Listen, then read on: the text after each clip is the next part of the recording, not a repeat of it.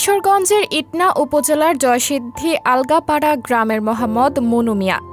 তিনি কারো মৃত্যুর সংবাদ পেলেই রাজা বাদশার মতো ঘোড়ায় চড়ে ছুটে যেতেন কবর খোঁড়ার জন্য। তিনি এখনও পর্যন্ত প্রায় ৩,৫০০টিরও অধিক কবর খুঁড়েছেন। এই মহৎ মানুষ কিনা অসুস্থ অবস্থায় এসে বাংলাদেশ মেডিকেল কলেজ হসপিটালে ভর্তি হয়ে আছেন। আর এখন কিনা তার এই অসুস্থতার সুযোগে তার এই ঘোড়া, যে কিনা বাহাদুর নামে পরিচিত, এই ঘোড়াটিকে মেরে ফেলা হয়েছে। ১৬ই মে রোজ শুক্রবার এই ঘোড়াটিকে মিঠামইন উপজেলা খাটখাল ইউনিয়নের হাসিমপুর গ্রামে মৃত অবস্থায় পাওয়া যায়। স্থানীয় সূত্রে জানা যায়, এই ঘোড়াটি একটি মহিলা ঘোড়ার পাশে এসে বিভিন্ন অঙ্গভঙ্গি করছিল।